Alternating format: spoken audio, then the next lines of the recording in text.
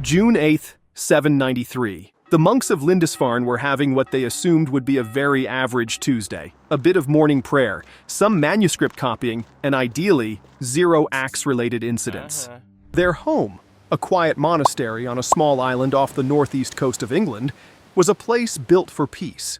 Isolated from the mainland, surrounded by sea and scripture. Life was predictable, calm, sacred even, which made the next part especially inconvenient. Because out on the water, barely visible on the horizon, came the shape of something unfamiliar. Long, narrow, moving far too fast to be a fishing boat. Several somethings, actually. Longships. From the sea came bearded strangers with swords, shouting things in Old Norse. At first, the monks might not have understood what they were seeing. Fishermen, perhaps, or lost traders. But then the shouting got louder. The swords came out, and the strangers didn't stop at the beach. Before anyone could react, they were past the gates, if there were even gates, and inside the monastery grounds. There were no warnings, no negotiations, just the sudden, brutal realization that whatever this was, it wasn't a pilgrimage. And then the looting began, fast, focused, and very one-sided. This wasn't just an attack, it was an announcement. And it marked the moment when Viking history stopped being local and started becoming continental. But wait, let's back up a bit. Before Lindisfarne became an unlucky footnote in every European history textbook, the Vikings had been busy elsewhere. Scandinavia in the 700s was cold, mountainous, and culturally built around the idea that dying gloriously in battle was far better than living quietly into retirement. Which helps explain why raiding seemed more appealing than farming turnips. The Norse people were already experienced seafarers. They'd been trading with neighbors, exploring rivers, and occasionally testing out the let's steal it instead model across the Baltic and Slavic regions. But there was a problem. The East had minimal wealth, heavily forested resistance, and not nearly enough churches full of shiny things. Then, someone looked west. What they saw was a land filled with rich monasteries, barely defended coastlines, and monks who really weren't trained for combat. One scouting trip later, and suddenly the English coastline was the most attractive target this side of Constantinople. Which brings us back to Lindisfarne. But before we hit maximum chaos, hit subscribe. The monks need your support. Located just off the coast of Northumbria, Lindisfarne, aka Holy Island, was a major religious center. Home to the relics of St. Cuthbert, a beautiful manuscript library, and enough holy treasures to make any Viking weep with joy. It also had absolutely no defenses. No walls, no guards, just faith, hope, and a strong belief that no one would ever be this rude. Then came the longships. Viking longships were technological marvels, sleek, fast, and capable of sailing in rivers or across open sea. With shallow hulls, they could pull up directly onto a beach, raid, and leave. All before the locals could find their swords, let alone organize a defense. The Vikings arrived, stormed the monastery, looted the treasures, desecrated the altars, and, depending on your source, either killed or enslaved a large number of monks. It was quick, brutal, and effective. Let's be clear, this wasn't a siege. It was a speed run. The longships glided in quietly. And before anyone could say morning prayer, the place was swarming with bearded men who had very strong opinions about gold ownership. The monks, caught somewhere between shock and Psalm 23, scattered. Some ran, some prayed, and some learned the hard way that robes aren't great battle armor. The Vikings didn't waste time.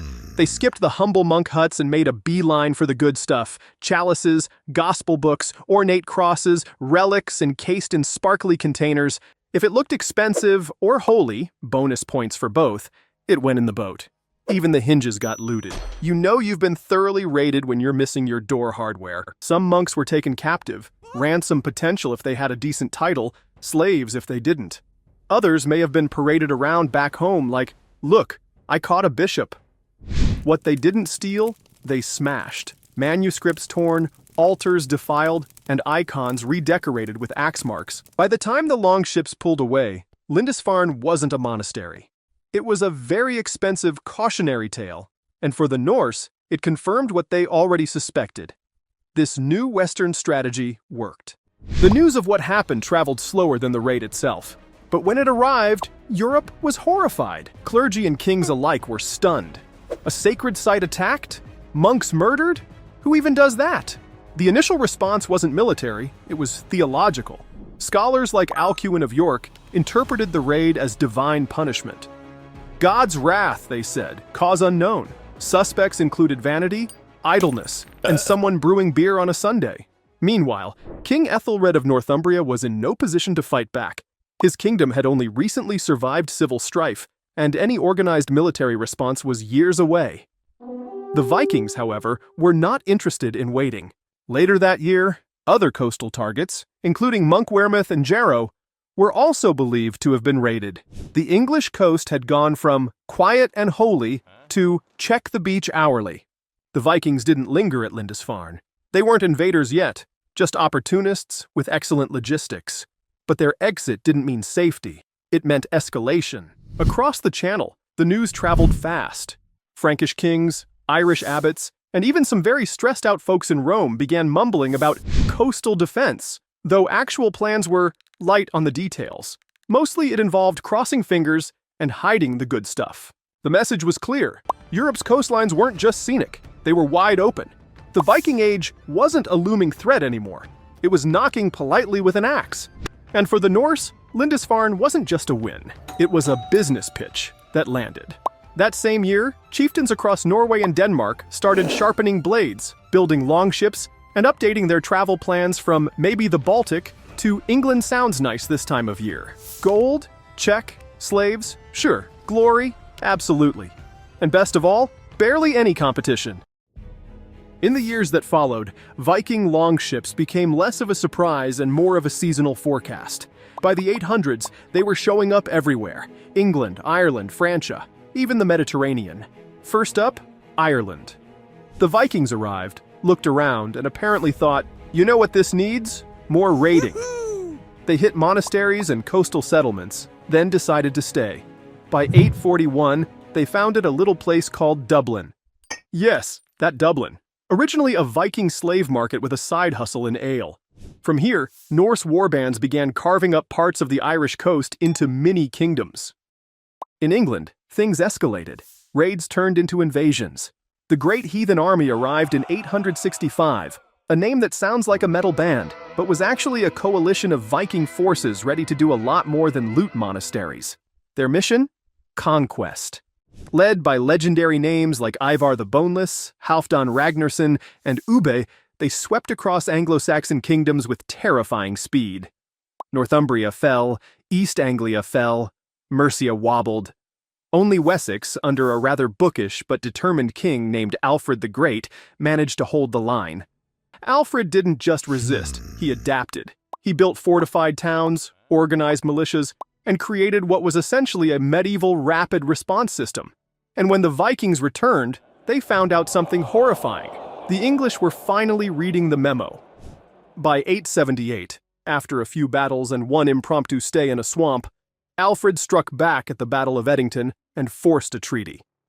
The Vikings got to keep the northeast, what became known as the Danelaw, and Alfred kept the rest. An awkward roommate arrangement, but it worked. Meanwhile, across the Channel, in Francia, modern-day France, Viking raids were so persistent that kings began paying them to leave. They were given silver, land, and formal agreements in the hope they would direct their raids elsewhere. These payments were called Danegeld, which loosely translates to, we didn't plan for this in the budget. In 845, a Viking fleet led by the legendary Ragnar Lodbrok, or maybe someone pretending to be him, early medieval branding was blurry, sailed up the Seine, attacked Paris, and demanded a ransom. Charles the Bald paid 7,000 livres, or nearly 4 tons of silver, to make them go away. Spoiler, it didn't work. By the early 900s, the solution wasn't bribery. It was integration. The Franks offered land to one of the more persistent Viking leaders, Rollo, in exchange for loyalty and, ideally, fewer raids. He agreed, got baptized, took a Frankish name, and became the first Duke of Normandy. The same Normandy that would one day produce the man who conquered England in 1066. So, if you're tracking the chaos, the Vikings got paid to stop raiding, then married in, settled down, and raised a nice boy named William the Conqueror, which means the English didn't just hand over treasure, They accidentally bankrolled their next invader. And throughout it all, the image of the Viking changed. From seaborne raiders to kings, dukes, and founders of empires. They weren't just burning things down anymore. They were building things too. But let's not get too romantic. For many across Europe, the term Viking still meant one thing: run. Raids continued well into the 10th century, including a few creative detours to Spain, North Africa, and even Italy. They set up winter camps, created trade hubs, and became increasingly tangled in European politics. The chaos they brought forced kingdoms to adapt, unify, and fortify, often for the first time. Ironically, the Viking threat helped build the foundations of medieval Europe. So, what did we learn from the Viking attacks? If you're going to store your nation's most valuable treasures, maybe don't do it on an island with no guards. Viking longships were the medieval equivalent of drive-through raiding. And if monks start writing panicked letters, things are about to get historically interesting.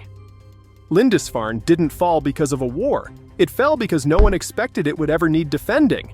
And that's how 793 AD became the opening act of a very long and very loud Viking Age. And that's a wrap for now. Thanks for joining us on a date with history. Don't forget to subscribe. See you in Rome, at the pyramids, or wherever history left its mark.